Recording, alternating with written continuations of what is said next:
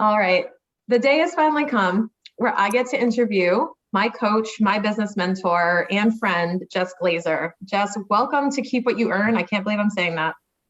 Oh, I'm so excited. This is probably like one of the most exciting podcasts that I've ever been on, just because I've seen the behind the scenes. I've watched it. I've watched you grow it as a client, as a friend, as a mentor. I get to be all of those things. And we've just been building together for years. And thank you for having me. So, for those who don't know Jess, she is my business coach and the godmother of Fitnancial, as I told her last night, because I said, if I birthed this company, you are its godmother because you knew it was beautiful. You knew that it was going to work. You were proud of it before I even knew it was going to be successful. So, I owe a debt of gratitude to Jess to encourage me to start my business in the way that I did. Which we can talk a little bit about, but we're going to be learning all about Jess, what she does, and how she can help an entrepreneur like you do the exact same thing through her program Empower, which is what I went through actually in 2019. I was like in class 3, I think. Yeah, and we are wrapping class 13 right now. So the program you went through was a completely different experience than what the clients go through now. Equally as beautiful, powerful, and potent, but just a wildly different experience. Yeah. Yeah. And I'm so proud of how far it's come because I'm also still in Empower as a coach, which I'm so happy that you said yes to letting me stick around like Van Wilder uh, in my alma mater. So I got to stick around as a financial coach for those of you who don't know, Empower is a business coaching program. It is 12 weeks, right, Jess? Yep, 12 weeks. And I graduated from that program with Jess in 2019, having built my business, learning how to launch a group coaching program, and learning how to not launch a group coaching program 3 times, which is totally okay because that's how you learn. So we talk about a business coaching program, and right now, especially after COVID, I'd say ever since I was in Empower, business coaching to me, when I started, I didn't know what business coaching was. And now it's become such a huge thing. What would you describe a business coach does? Like, what do they provide? What's the difference between, you as a business coach versus someone else who calls themselves a business coach, right? Yeah, that's such a broad question. I can't really answer it because I think everyone has their own kind of spin on things. So I can answer in which the capacity that we live. And so the container that we live in as a coach, I like to think of myself as multifaceted, a coach, as well as a teacher, as well as a mentor, as well as a cheerleader. Definitely can't really get into the therapist route because that is not something that I am qualified to do. However, a lot of coaching does end up turning into many different mindset conversations. So what do I do as a business coach and what do we offer? Both the masculine, which is the strategy, and the feminine, which is what we call the woo or the energetics of it. So what I've noticed over the years for myself in my own evolution, in the business evolution, is that I've gone from a very, very, very masculine strategy heavy spreadsheets and systems and tactical, everything has to fit inside of a box, compartmentalized, to a little bit more of the feminine energetics and finding, I don't believe in balance, but finding a dance and rhythm between the two. So there are times that I'm more in the masculine energy, then there are times where I'm more in the feminine. And so the way that I like to look at it is our clients, when they come through Empower, as you know, they have really 3 pieces. So we have our community, which is a private Facebook community where they're getting all of their live coaching, instant feedback. We have our coaching calls, which I consider those to be very feminine. So our live coaching calls each week, which we have 2 or 3 each week, that's when we're really unpacking stories, rewiring our brain, doing a lot of the mindset work, the really deep inner work. And the third part is our learning portal, which to me is the very masculine strategy approach. And so that learning portal is where they're going to do the learning and comprehending, where they're pre-recorded videos of me actually just teaching. Yeah. And I remember I fell in love with that portal as the strategy junkie that I am. I think the weekend that I bought Empower, I binged against your advice. I binged the whole series. I was in the car. I remember driving around in the car listening to Jess's videos like they were podcasts. And I just learned a ton. It was absorbing everything. So it's super valuable to have those different, also for different learning styles too. I feel it works out well. Yeah. And we have, for that reason, I was a teacher for 8 years. So there are slideshows, I'm talking to camera. We have a 140-page workbook. There's days that I'm on a whiteboard. So we really do try to change it up so that it can hit all types of learners. Yeah, and on that note, having a background in education, right? I feel like you have a background in so many different facets, different areas. Mhm. Um, can you kind of describe how your background, and it's not from a traditional business school background, and I believe you've No. gone on record saying you've never taken a formal business class in like an educational institution. So Yeah. how how did you learn all this to be able to share it with other entrepreneurs, and how do you inject your background in education into that? Yeah. Yes, we can go on record and say I have never taken a formal business or marketing class. I say formal because, like you said, institute or educational, like traditional education. I've taken business courses and, worked with other coaches and mentors to learn things, but I have never taken a formal business or marketing or sales, anything really in that industry. So I went to college for my doctorate of physical therapy. I then ended up going to a different school for fashion, and then I worked as an elementary school teacher for 8 years and a personal trainer for 18. So yeah, no experience. I think for me, a lot of the business experience came even being a personal trainer. So 18 years working as a trainer and really having to learn how to sell myself. And what we were taught was close clients. What I teach now is open opportunities. But either way, it was, landing clients and pitching myself and pricing myself and getting that client roster built up. So I think over 18 years in fitness, putting myself out there, I really started to kind of flex the sales muscle and marketing muscle. I had gotten involved in network marketing while I was a teacher full time, and that really threw me into like sales and cold calls and conversations and relationship building and understanding product development. And through that, just built a lot of little quote unquote side hustles. I like to call them my cute side hustles. But while I was a teacher, I had a lot of time after school and during the summers, and I was often unfulfilled. So going out and plugging that hole with different things, whether it was creating monthly women's only fitness based field trips, which was a company that I had kind of started, or hosting outdoor boot camps for high school and middle school children. Whatever it was, I kind of always found myself doing something. So my only education was in doing and taking action and then learning from that over the years, then asking for further help and assistance and mentorship. But it really has just been just strictly through mistakes, challenges, wins, and those lessons have come really organically. Awesome. Awesome. Um, so when you're coaching other entrepreneurs, are they established entrepreneurs? Are they a mix of both? Are they brand new? Do they have a business coming into Empower, or is it mostly building from scratch from the ground up? Yeah. So my client roster in general, it spans the gamut. I don't even know if that's a quote or but it's across the board, right? We have Yeah. very, very, very new and green, and then we have more experienced clients who come in who have multiple six-figure businesses already. So with Empower is our signature, it's kind of our core program. It's our signature 12-week program. The people that are coming into Empower either have a crazy stupid idea, as I like to call it, or they've tested a couple things here and there. Maybe they've sold some things online. Maybe they've tried to put out a free opt-in, or tried to get Instagram posts to convert, or maybe they even have some clients, and that could be in person or digitally, but they don't have a fully well-oiled machine running yet, or they're struggling to hit the numbers they want to hit, or they have a great idea, but it's not converting. So generally that's where people are coming in to Empower. And then my other containers, like I said, we have up to, now we have millionaires that we work with. Yeah. What would you say are some of the mindset blocks that people tackle in Empower that can unlock their ability to earn what they know they're worth? Because I know that, even I charged, I don't know if you remember this, but like I had my first phone call, my first client, I charged them $200 for something. And I was so thrilled that someone bought something for me for $200. And I was so excited. And how would you describe that kind of progression from expectations of yourself in that regard, right? Like Empower and that transformation. Mm. I have such a strong opinion on this, and it's changed over the years, but we often hear people say, charge your worth, right? Charge your worth. Yep. And so my opinion on that is a little bit bold, where you can never charge your worth.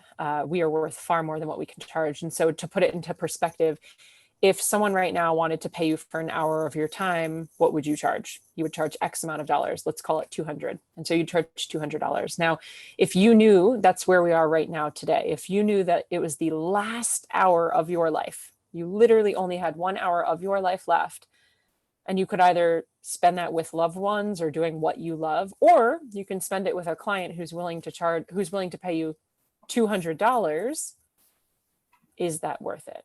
Right? What is your worth at that point? And for me, you could not write me a check large enough for the last hour of my life to work with you. It's not that I don't love you, but I would rather spend that time with someone else. And so when people say charge your worth, it kind of ruffles my feathers a little bit, because we never can really truly charge what we're worth. Now, as you know, what we teach, what I believe in, it's the power of both. It's masculine and feminine. So we could sit down and we could figure out, what is your hourly rate based on your revenue goal for the year, based on how many hours a week and hours a day that you want to work. And we can figure out that number. And then we can take into consideration other things like, what is the industry standard? What is it going for in the market? What is the value of the transformation for the person that you're going to work with? And then on the feminine side, we add in, how does it feel? Like energetically, are you aligned? And what I teach in Wealth Codes, which is a program we have teaching kind of the energetics around money. On the energetic side, it's, how does it feel, right? Does it feel in alignment? But also, have you actually calibrated to that frequency or that vibration that you can hold, receive, and maintain that amount of money? So sometimes we have what I call our financial thermostat, or your kind of glass ceiling, if you will. And so we often have a glass ceiling that has been created by other people around us, our parents, society, jobs that we're in. And so, perfect example, when I was an elementary school teacher, I made 50 grand a year. And so my glass ceiling was $50,000. Now, whether or not I thought that I was worth more, it didn't matter. That was where I was capped. That was what my district would pay me. And so that's kind of where my financial thermostat stayed. So I would always just receive and then use and have and keep and cycle around $50,000. And I was never really in overflow. I really never had an abundance of, because I wasn't set up energetically to be at a place where I could hold or receive much more than 50. So have you actually calibrated to that next level? So I think it's a little bit of both on the strategy side and then the energetic side when you're talking about pricing. And to go back to your question, one of the huge blocks that people often do have is, what do I charge? How do I rewrite these stories? How do I believe that I'm worth it? And one of the biggest things is, why me, right? Like, why would someone work with me when someone else out there has more followers, has more knowledge, more experience, is prettier, has been doing it longer, fill in the blank. And so it's unpacking a lot of that.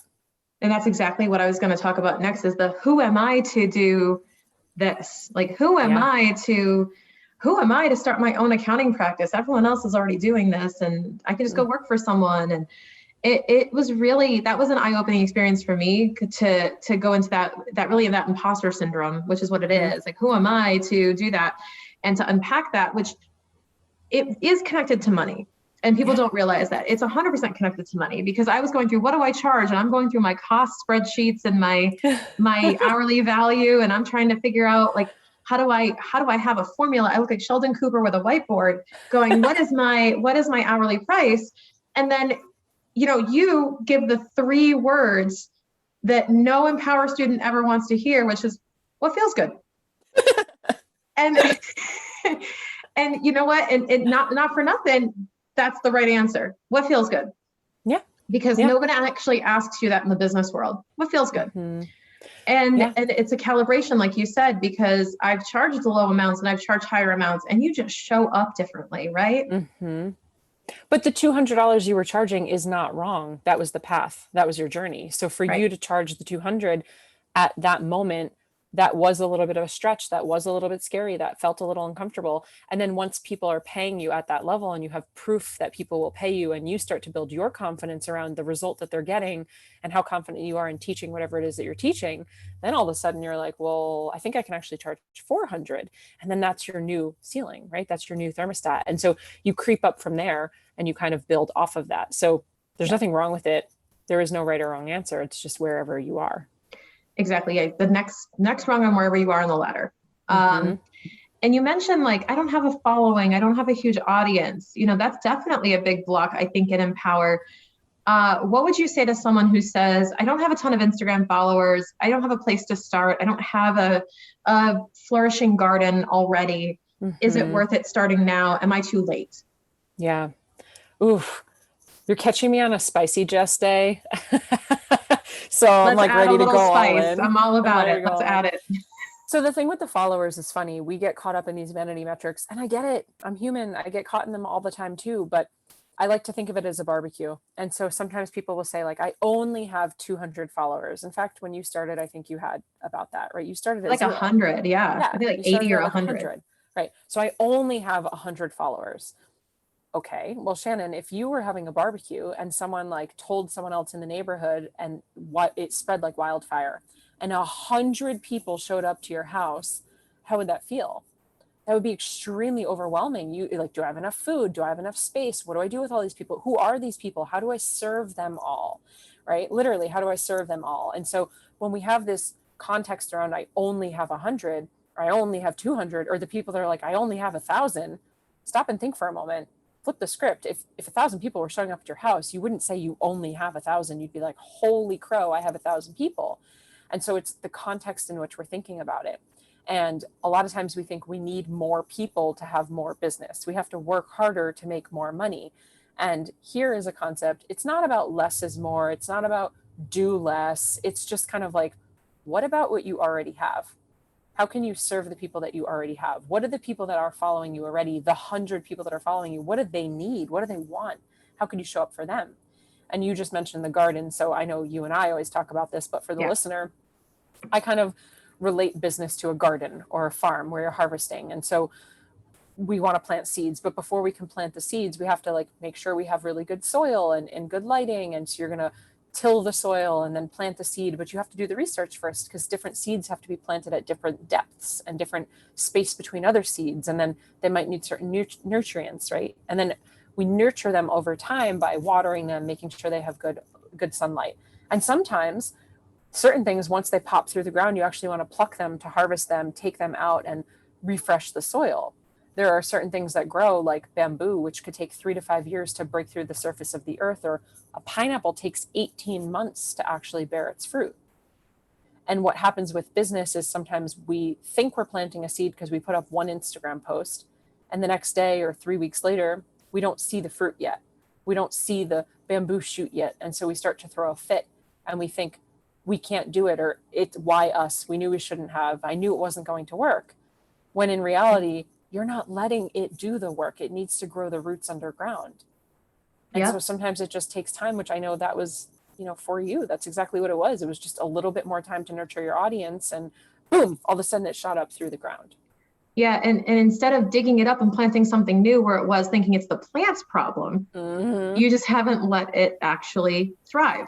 And I think that's what people are really victims of this shiny object syndrome these days of, pivoting left and right to different areas. And I think that what you taught me and what I think is really a great piece of advice is to go deep and earn the right to go wide. Can you explain what that means? Yeah. So the concept of that, even with the pivot, like I always say, pause before you pivot, because what we often do is we pivot out of panic. So it's not working, I'm going to go do something different.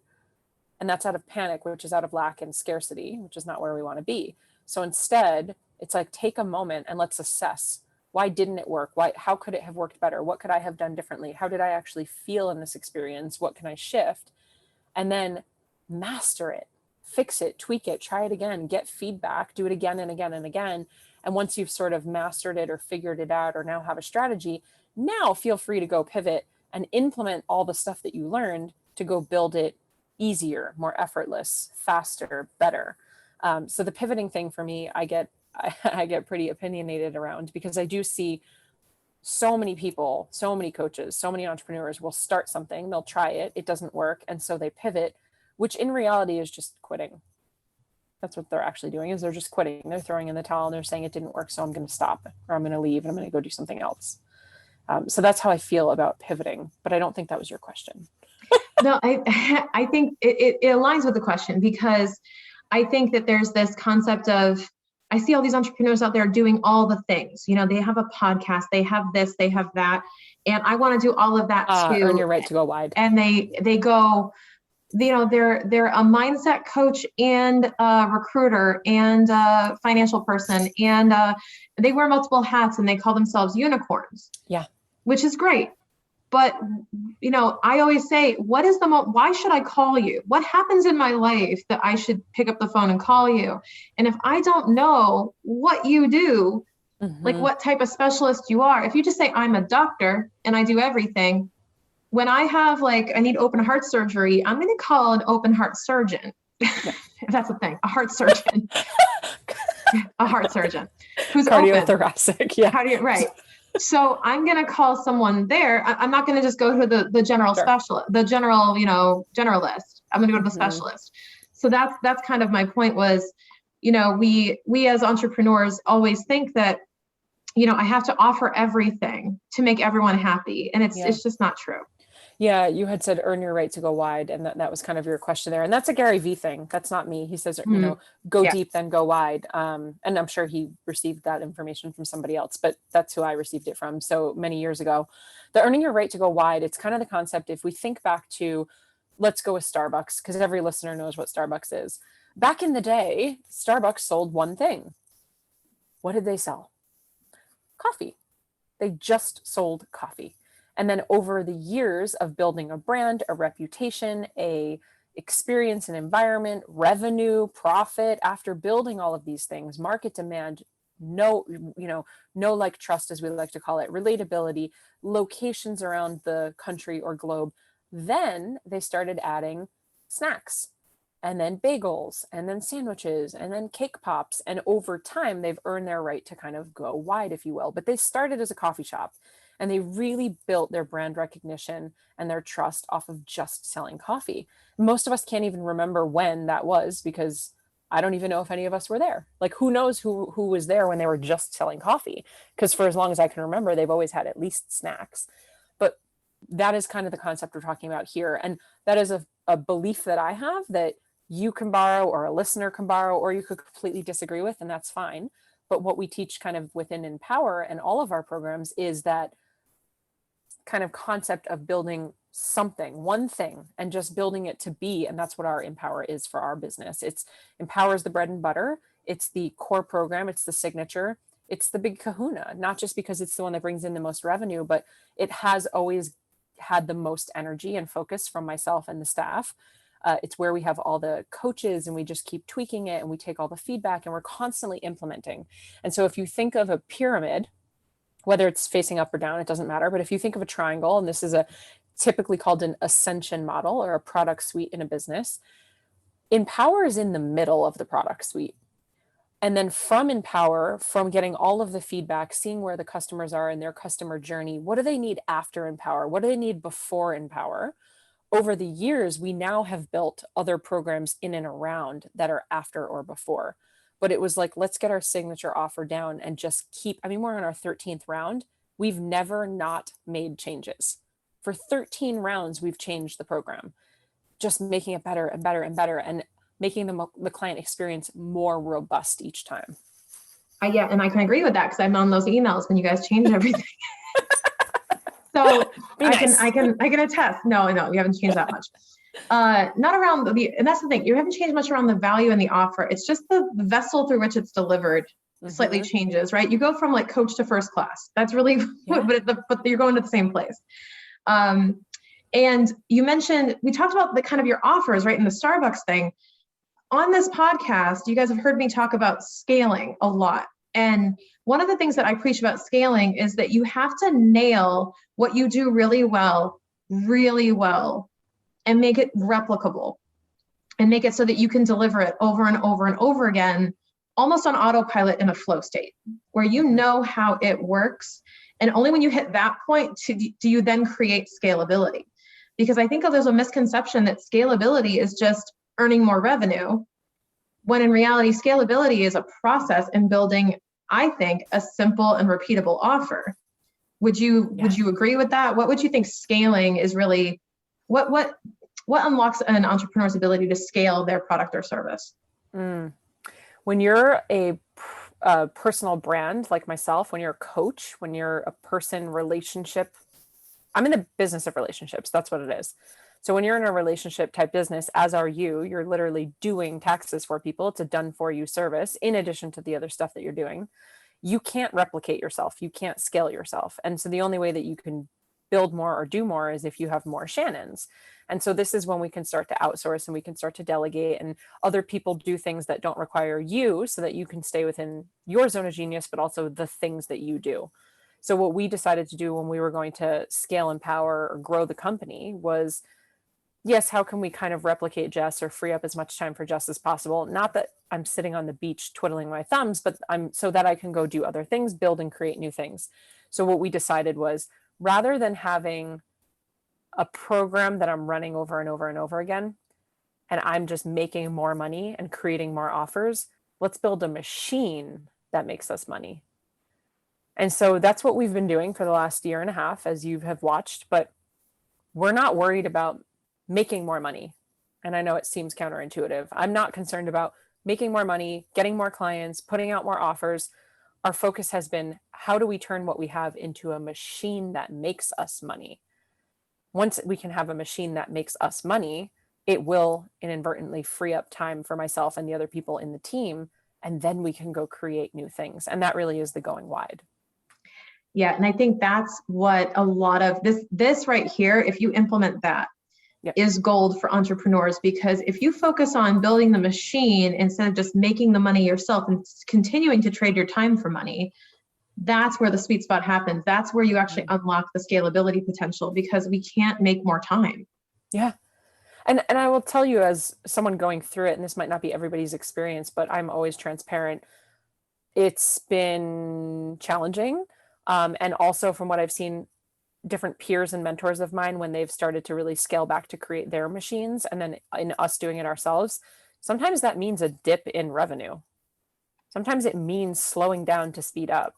And so this last year has been a lot of that, slowing down to really like automate, systematize, hire people.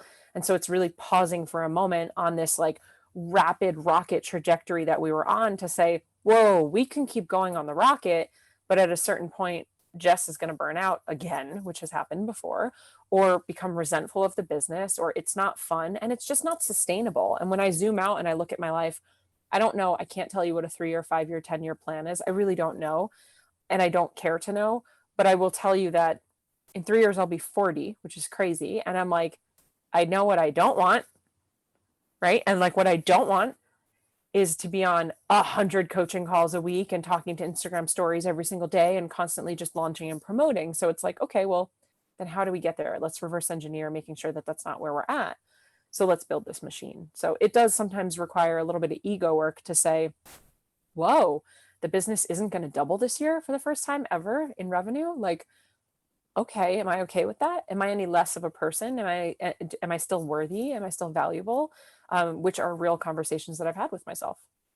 Yeah. And the other thing is to recognize that, it's not just about the financial results and the metrics, right? It's not about doubling your business or building $1 million business. I mean, you are known, at least anyone who knows Jess listening to this, you know that you rapidly scaled a business from 6 to 7 figures, basically within a year. No? Yeah. Yeah.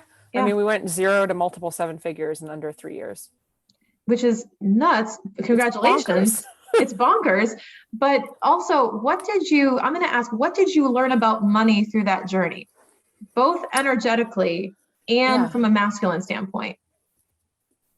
Every single cliche thing you've ever heard. So there's no, and we say this to our clients, there's no parade.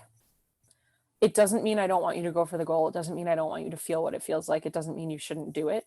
But there's no parade when you hit the ambiguous 10K month, when you hit your first 6 figures, when you hit your first 100K month, when you hit a 7-figure, $1 million year, nothing changes.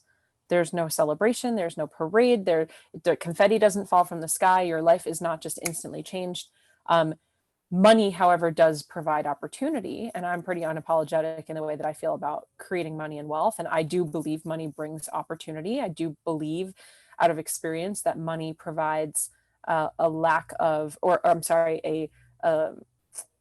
lifts a lot of our daily stressors. It provides opportunity to do really cool things. As you know, we built a school in Ghana, Africa, which is insane. But that was through donation. through being able to donate to charity. That was something we were able to do. I retired my dad last year, 73 years old, working full time still. And I was able to write him a check to help him retire. Mike left his corporate job and came into the business because of what we were doing financially. So it provides opportunity too in things like, we just got into a little accident with the RV the other day. We live in an RV full time. Not an accident, just a little blip, and didn't think twice about our deductible, which is very high, right? Because it's a huge motorhome. So it's not like a car deductible. It's much, much more. But that type of stuff, it doesn't interfere with our life anymore. And that's not to say we're careless, but there is a level of ease and comfort when you just don't stress about that stuff. So that was kind of just a reminder. I already knew that because I have watched people ahead of me, or mentors or family members, that money, it's nice to have money, right? And to have this abundance of overflow that you can give and do good things with your money. And we just spoiled the heck out of my friends. They came out to visit, and like, we rented a boat. Like, you can just do fun stuff like that, right? And not think twice, and not have to save, and not have to be like stressed about it. But like I said, there's no parade, there's no party. It really truly just amplifies everything that you already are. I will tell you, entrepreneurship can feel lonely, which and I'm sure a lot of the listeners do. And it's interesting, energetically feminine, handling the money and dealing with the money, making more money than my dad, and mom combined ever. Like, in 1 year, I made more than they've ever made. And I don't know what his savings looks like, but that was interesting, to be in my 30s and making more money than my parents, and then way more money than any of my friends. And having some of those conversations and feeling, it's an interesting feeling. It's not a less than lack, am I worthy? It's, I hope they don't think differently of me. And should I just be paying for everything? And what are they expecting? And who's asking for things? And that's been an interesting shift as well. So it's just been a lot of, and it feels like monopoly money, because the way that we are, especially in the digital world, I don't see it. I'm not physically touching money. I'm not handling checks. I'm not going to the bank. Everything is just in and out digitally. And I'm also not selling a physical product where we have storage with inventory, or I'm not like mailing things to people. It's just, I sell my knowledge and then I show up on a Zoom call. So it's very interesting. It doesn't feel real, which can be dangerous sometimes. Yeah. And I think that's also part of a paradigm shift I think we're all going through, is the knowledge economy is definitely ramping up. And I think there's a ton of opportunity there. So I don't think the market's saturated. I think there's space for everybody. I think that you are part of the proof on why it really is attainable. I think the financial freedom that you guys have attained is possible. It's not a fluke. This is not like, you struck gold. This is not, you were born into something. This is just created from your ability to be savvy and know what people want. And that's what I admire about how you've grown the business. Thank you. I'll receive that. And yes, it's 100% possible. Like, I'm the most normal person. You know that. Like, there's nothing special or different. I'm just me. And that's all that we ask that you are, because it is so available to everybody. And the market it's saturated in the sense that, numbers wise, there are a lot of people on social media. There are a lot of people in the coaching industry, but it's not necessarily competitive where you can't get in it. Like, yeah, there's a lot of people, but there's also a lot of people in the world. So it's all relative, right? There's almost 8 billion people in the world, many of whom have cell phones and social media and computers. And so it's going back to your question before about like the followers. Imagine, crazy, stupid idea. Imagine 10 of your 100 followers wanted to work with you, and 10 people paid you $1,000. That's $10,000 a month. Like, boom, 10 people can get you to 6 figures.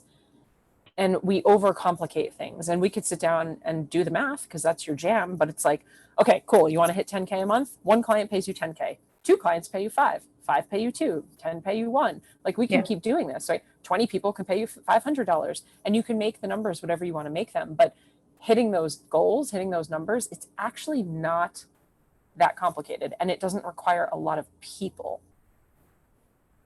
And I think that's what I tell my clients all the time. we actually map it out. When we do onboarding, we actually go and map out a financial goal, and we do that exercise. We say, what do you want to get to this year? 100K. Well, what does that look like? And then we realize that a 10K month is actually well within reason of these entrepreneurs to expect. And when they realize that, it is eye-opening when they see the numbers and go, I can sell X number of widgets a month. I could do that. Okay, well, if you do that, and then you do this with this other income stream, you're golden.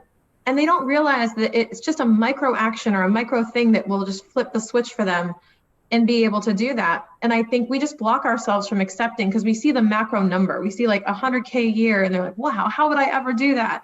And then you break it down and you realize it's not that unattainable.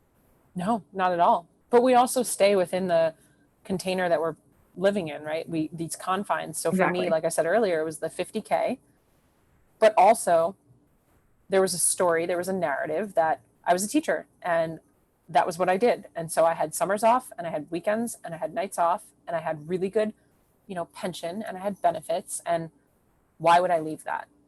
Right. Why would I go against the grain? That's crazy. You're crazy to leave that.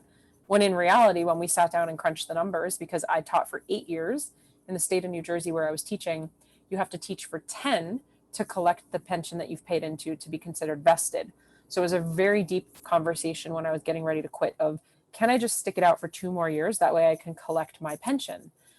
And when we sat down with the district accountant, board of education, whomever, lawyer, and our own accountant at the time, we crunched the numbers. And I don't remember exactly what it was off the top of my head, but it was a pathetic number. I'm saying it was like, okay, at the age of 66, you can collect like $3,000 a year.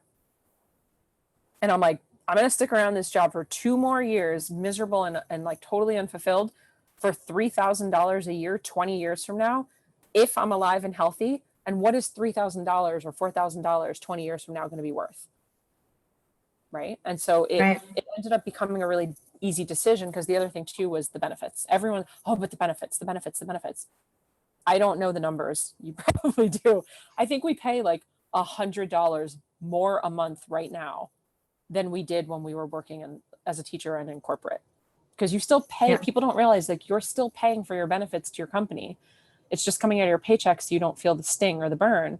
But when you work for yourself and you're paying for yourself, we're not all of a sudden paying $1,000 more a month. Like whatever we're paying, it's barely enough to even, we don't feel it, we don't see it.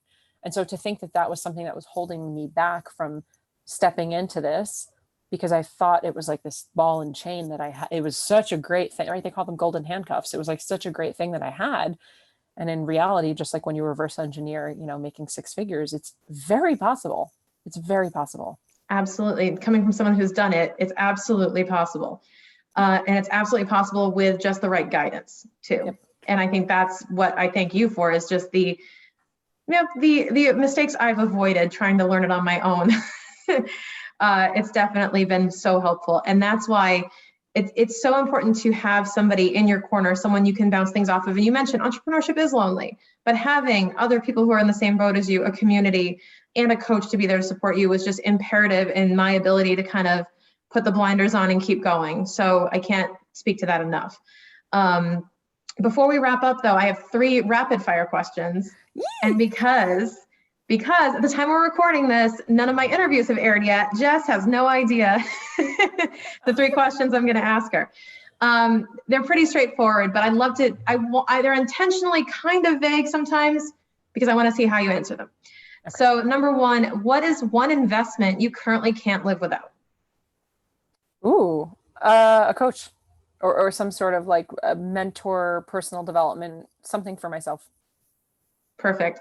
What is one thing you learned about money that turned out not to be true? I feel like you have 1,000 of these, but yeah.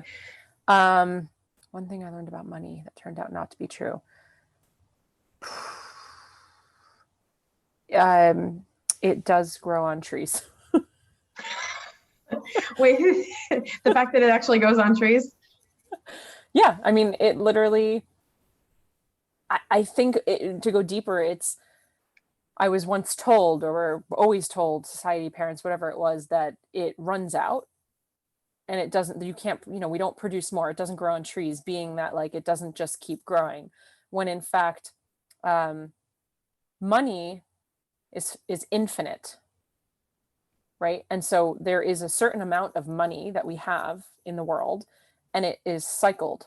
It just is cyclical. It goes in and out of the pot, in and out of the pot, in and out of the pot. And actually, in reality, they can just print more whenever they want. They did last year. So they can inject more money into the pot if they want, but it's cyclical. It does not run out. We've said it before. I used to say we create money out of thin air when we teach people how to build a program.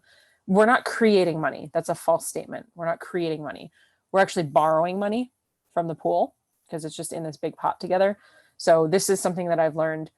And I've learned also with that to be mindful that I'm not prioritizing money over time, which we often do. So we'll say like, oh yeah, I'll totally do like the free training because it's free. But what we're not realizing is, yes, but it's costing you your time, and time is finite. You do not get your time back. So you're saying that free is better or easier than $100 program, when in reality, you don't get the time back, but you could take $100 back out of the pool again. So I think this concept of money doesn't grow on trees, it's endless, there's an end to it.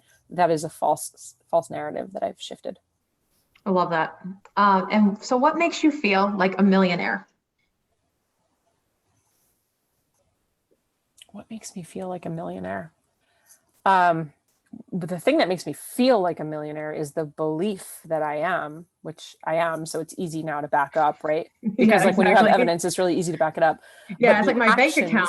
Yeah, exactly. I'm like, well, I am. The actions that I take or the actions that I do that make me feel like a millionaire would be, and again, without being careless, and not to trigger, if you are triggered, then you can journal on it. But to be able to walk into a store or a restaurant and not really think twice or check the bill, or, our grocery bill being high because we care about what we eat and we're very mindful of what we put into our bodies, or our dog food is expensive, right? Like it's a bigger investment than just like the typical chow. So I think it's those things, the renting the boat because why not?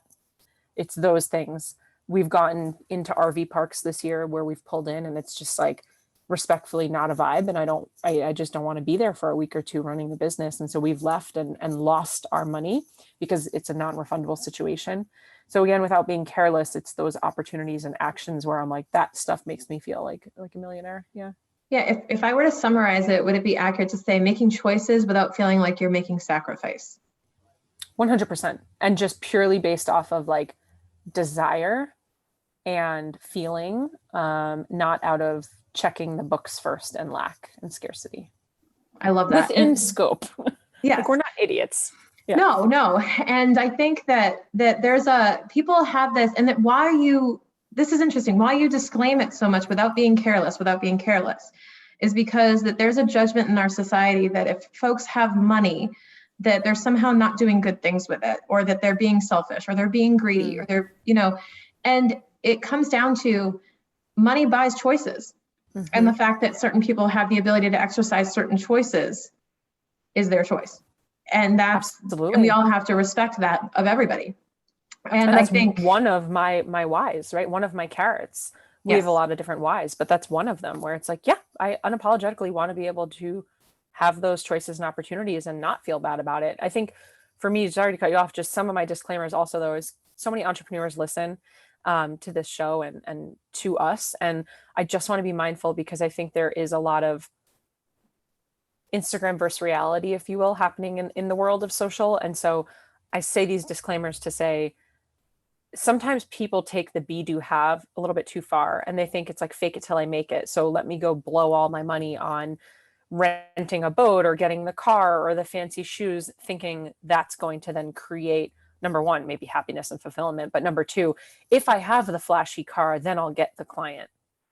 Yes. And as a coach, I just want to be really like clear. I don't believe in that at all. And that is not why we do anything that we do. So when I say like, we're very smart about it and we're cautious, it's because of that, because I do think there is this flashiness happening and I don't want anyone to get caught up in something that just isn't real. No, and I totally agree. And as my client, I wouldn't let you do that. So that's the other aspect is if you're my client, I pretty much don't let you do that and say, what business purpose does that serve? How will that make you more money?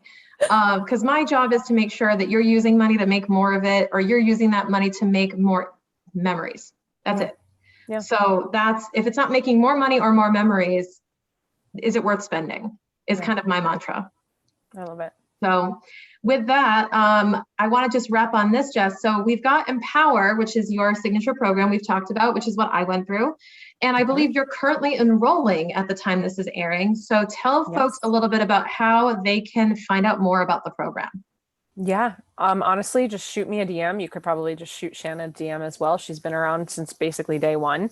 But just message me the word Empower and we can chat about it. I typically always have the link up in my Instagram bio as well. And that'll be, to a little video where it explains everything about Empower. But in general, really simple. It's a 12-week program. It's a group coaching program. We have 10 coaches on staff, including yourself. We also have legal, we have mindset, we have regular support coaches.